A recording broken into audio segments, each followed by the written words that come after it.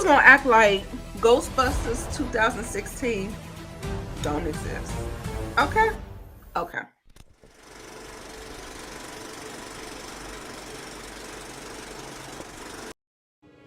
It's showtime.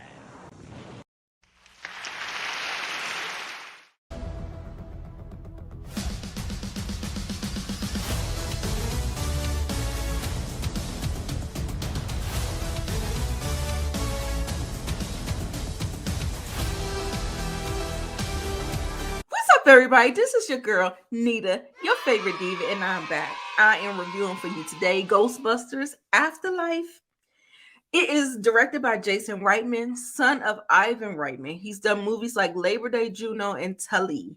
Fun fact, you guys, Jason Reitman said his dad, Ivan Reitman, who I mentioned earlier, who did the first two Ghostbusters, was on set every day watching over his shoulder. And I thought that was cute. I saw that in a press junket and thought it was worth mentioning in my review. It is starring Carrie Coon, Paul Rudd, McKenna Grace, Finn Wolfhard, Celeste O'Connor, Bokeem Woodbine, Logan Kim, and reprising cast Bill Murray, Annie Potts, Ernie Hudson, and Dan Aykroyd. Um, there are some other special cameos that I won't name here. I will, because they're not in the trailer, I won't name them here. It's classified as an adventure comedy fantasy. It clocks in at 2 hours and 4 minutes and is rated PG 13. The synopsis reads: when a single mom and her kids arrive in a small town, they begin to discover their connection to the original Ghostbusters and the secret legacy their grandfather left behind. That is all I'm going to say because this is your spoiler free review. If you're new to the channel, welcome, welcome, welcome. If you're returning, welcome back. You know what we do here. I watch movies so you don't have to. I give you the good, bad, and everything in between. No spoilers, of course. And I let you know whether or not you should know or go see it in theaters where it's exclusively playing. So let's get with the good, shall we? Y'all, full disclaimer. I was not excited for this movie. But with that fact, I think I lowered my expectations, and that made this movie a blast to see. So, lower your expectations, and things will pleasantly surprise you. Okay, that's just a gem in life. I thought the nostalgia was a perfect blend of the old and new. I think the new movie was fresh enough that it held its own weight enough, establishing a new generation while honoring the past. Not only did it feel like a worthy sequel, but a tribute and a salute to the past. Like a little hug, you know what I'm saying? Some folks say it's a little too much, but I didn't think so. That's just me. The cast is well acted. McKenna Grace was fantastic. This was her movie. This was definitely her movie. When she was in the truck and using that seat popped out. I said, "Come on." That played well in the whole context of the movie with the score, the height of the scene, like we were getting into the action, the adventure part of it. She played really well with Paul Rudd. I really liked her. She was good with podcasts as well.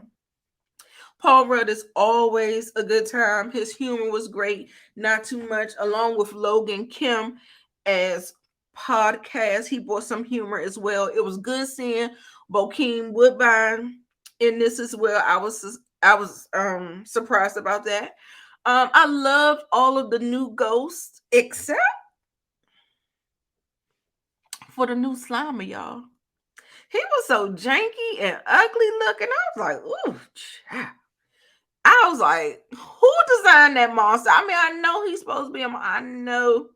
Listen, the diva knows. But I just felt like, I don't know. I just didn't like him. I didn't like him. Anyway, moving on. They found the perfect story to bring this full circle with the originals. It had good atmosphere, it had good pacing. I had a really good time with this film. The little Stay Puft marshmallow scene, that whole entire scene with Paul Rudd in the Walmart was hilarious. When I tell you cackling, I was cackling, baby. I was screaming in the movie theater because they just kind of like the marshmallows just kind of had like a sausage party type of they if you know what I'm talking about with sausage party, baby. They went they went DF off. I was just like, it was just so funny to me. It was like the one of the best parts of the movie to me.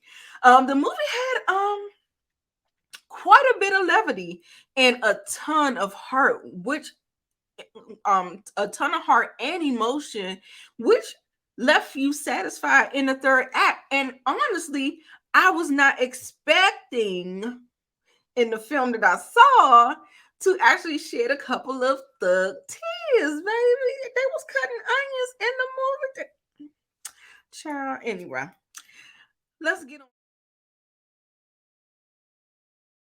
Let's get on to the bad. All right. So Finn Wolfhard, his character was pretty underdeveloped for me. He was like in a few scenes, and he just felt like a plot device that he was just there to get things done. We needed another person, and he didn't have a arc or anything like that. He was just kind of underutilized, and I thought that was kind of unfortunate. You know what I'm saying?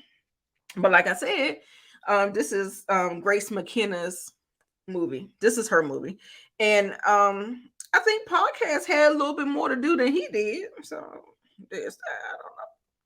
So the third act was very familiar, and I could see that turning people off, but it wasn't for me. It was a nice twist that they put on it through the storytelling that naturally made sense. It was not forced.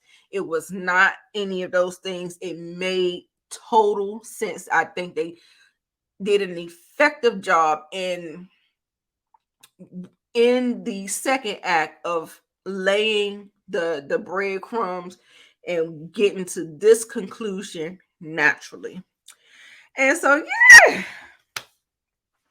that's about it for me. I had a really good time with Ghostbusters Afterlife. But before I give you my overall thoughts, why don't you go ahead and follow me on social media? It's right there.